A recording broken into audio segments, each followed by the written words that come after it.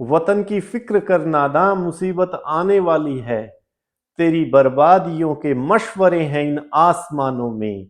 न समझोगे तो मिट जाओगे हिंदुस्तान वालों, तुम्हारी दास्तां भी ना होगी दास्तानों में। सादर नमस्ते साथियों, मैं यतीन्द्र आर्य आप लोगों का इस वीडियो में स्वागत करता हूं। साथियों, आदरणीय अजय जी के कहने पर मैंने एक वीडियो आप लोगों के लिए बनाया था। आप लोगों ने उसे इतना प्यार दिया, इतना प्यार दिया, मैं उसके लिए आप लोगों का कृतज्ञ हूं, आप लोगों का धन्यवाद करता हूं। साथियों, ये वीडियो भी मैं ग्वार के भाव व अन्य फसलों के भाव व हमारी जमीनों के जो रेट लगातार बढ़ रहे हैं, मैं उनके ऊपर बना रहा हूं। तो आशा है आप लोग इस वीडियो को पूरा देखेंगे और मेरी बात को थोड़ी सी गंभीरता से लेना, ताकि आप लोग आने वाली परेशानियों से और आने वाली चुनौतियों से बच सकें। हम लोग इसी तरह से अगर मिलजुल करके चर्चा करेंगे तो हम सब का इसमें हित है, किसी का अहित नहीं है। इससे हमें अलग अलग तरह से सोचने का मौका मिलता है और जो व्यक्ति या जो कौम अलग अलग तरह से हर तरह से सोचती है, चारों तरफ से सूचना इकट्ठी करती है और फिर आगे के अपने भविष्य के बारे में कोई निर्णय लेती है, वो कौम सफलता की ओर चलती है। और जो कौम ऐसा नहीं करती, इतिहास गवाह है, वे मिट्टी में मिल जाती हैं। साथियों, समय बड़ा खतरनाक है। वर्तमान का समय बहुत खतरनाक है और किसान के लिए तो और भी ज्यादा खतरनाक है। खतरनाक कैसे है साथियों? एक तो हमारी फसलों का भाव हमें उचित मिल नहीं रहा और दूसरा, हमारी जमीनों के रेट दिन दोगुनी रात चौगुनी उन्नति कर रही है। ये अचरज की बात नहीं लग रही आपको? एक तो हमारी जमीनों का भाव तो हर रोज बढ़ रहा है और बहुत ज्यादा स्पीड से बढ़ रहा है। अचानक से इन कुछ ही सालों में और कुछ महीनों में तो और भी ज्यादा से एकदम से बढ़ना शुरू हो गया। क्यों जी? इसके पीछे क्या कारण है? और हमारी फसलों के भाव पिछले 8-8, 10-10, 12-12, 15-15 साल से वही है।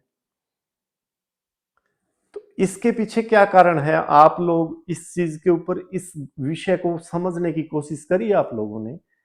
चलिए चर्चा करते हैं।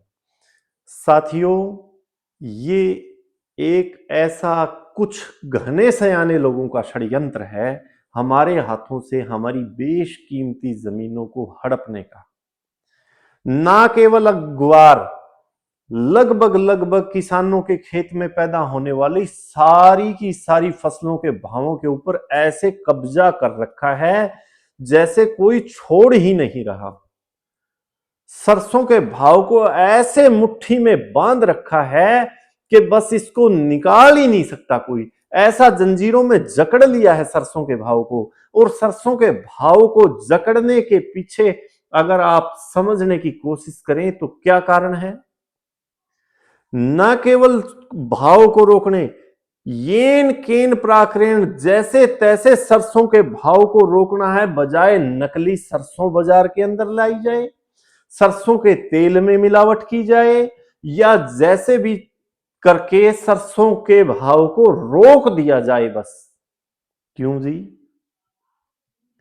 ग्वार के भाव को रोकने के लिए इतनी बड़ी बड़ी ताकतें लगी हुई हैं। बताओ जी, क्यों लगी हुई हैं? कोई सरकार, कोई प्रशासन, कोई कानून व्यवस्था इसके अंदर कुछ भी नहीं कर रही है।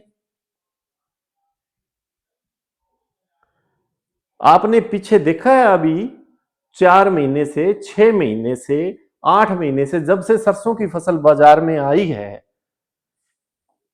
तो उसमें नकली सरसों के कई वीडियो आप लोगों ने भी देखे होंगे, आए हैं, वीडियो वायरल हुए हैं।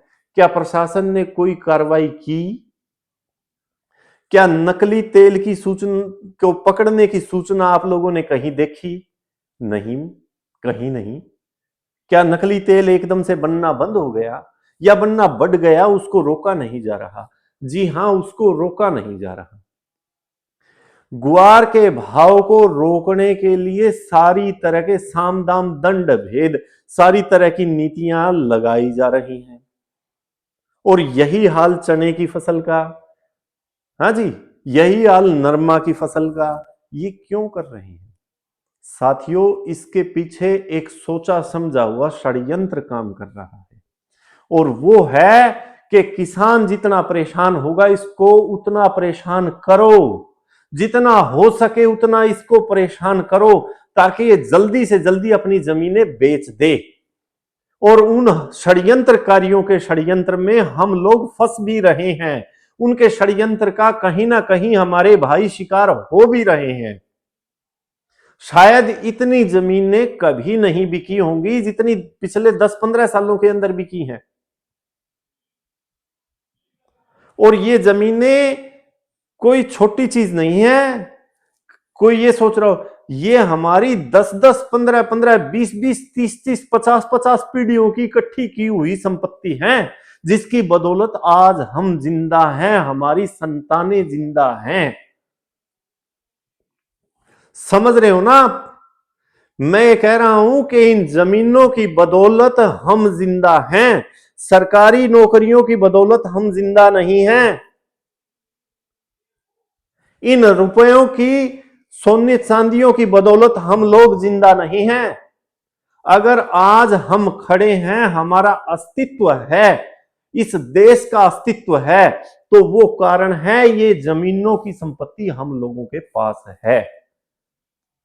चाहे वो 10 किले हो, 2 एकड़ हो, 5 एकड़ हो, 20 एकड़ हो, 8 एकड़ हो, जिसके पास जितनी है उसकी बदौलत उसका पूरा परिवार सांस ले रहा है, उसकी बदौलत उसका परिवार जिंदा है।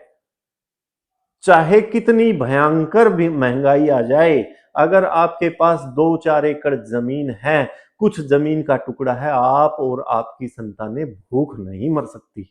अगर ये हाथ से निकल गई तो कहां जाओगे? और ये सरकार आपसे छीनने का प्रयास कर रही है। पहले भी कई तरह के प्रयास हुए हैं, सारी तरह की सरकारों ने प्रयास किए हैं, सभी दलों की सरकारों ने प्रयास किए हैं। अब की बार प्रयास को बदल दिया गया कि छीनी इनसे जा नहीं सकती, क्योंकि किसान संघर्षशील कौम है, और संघर्ष करने वाले से कोई चीज जल्दी सी कोई छीन नहीं सकता। तो तरीका दूसरा बदल दिया गया, आप लोगों के फसलों के भाव को नीचे कर दिया गया, जमीनों के भाव को ऊपर उठा दिया गया, ताकि हम लोग लालच में, पैसों के लालच में जमीनें बेच दें। आप कल्पना करो, आज से 20 साल बाद, 15 साल बाद, 40 साल बाद, 50 साल बाद आपकी, आपके परिवार की, आपके समाज की, आपकी किसान कौम की क्या हालात होने वाली है, आप कल्पना कर सकते हैं। ईश्वर ने आपको अच्छी बुद्धि दी है साथियों, उसके बाद निर्णय लें। ये जो घरों के अंदर तंगी है, पैसा थोड़ा है, काम नहीं चल रहा है, ये हर घर में है। चाहे कोई अमीर हो, चाहे गरीब हो, पैसे की तंगी सब लोगों के पास रहती है, क्योंकि हम लोगों की इच्छाएं असीमित हैं। हमारी इच्छाएं थोड़ी नहीं है, हमारी इच्छाएं हर रोज बढ़ रही हैं। जितना पैसा बढ़ रहा है, हमारी इच्छाएं बढ़ रही हैं। इसलिए ये कमियां तो रहेंगी, और पैसा बढ़ेगा तो और इच्छाएं उत्पन्न हो जाएंगी। कमी इच्छाओं की कभी रहने वाली नहीं है, और उसके बदले में जितना हमारे पास पैसा होता है, हमारी इच्छाएं उससे बढ़ जाती हैं। इसलिए ये तंगी तो इंसान का स्वभाव है, रहेगी। इन तंगियों से परेशान होकर के अपनी जमीनों को बेचने की गलती कभी ना करें। ये लोग कितना ही जोर लगा लें, ये भाव रुकने वाले नहीं हैं। ये 2 साल रोक लेंगे, 4 साल रोक लेंगे, 5 साल रोक लेंगे। फसलों के भाव में बहुत ज्यादा तेजी आएगी, और खेती किसानी एक दिन फिर से अपनी ऊंचाइयों के ऊपर जाएगी। हम लोगों को लड़ना होगा, हम लोगों को संघर्ष करना होगा। साथियों, बस इतनी बात करके आप लोगों से अलविदा लेता हूं, और एक बात मैं और आप लोगों से बारंबार कह रहा हूं जहां तक हो सके मेरा अनुमान ये है कि ग्वार को रोकने की कोशिश करें। ग्वार का भाव तेज आने की संभावना लग रही है। जो ग्वार के एक्सपर्ट लोग हैं, अच्छे समझदार लोग हैं, अजय जी हैं, राजा पटवा जी हैं, आदि आदि कई लोग हैं, उन सब का ये अनुमान है कि ग्वार के भाव अच्छे आएंगे और आप लोगों को अच्छे भाव प्राप्त होंगे।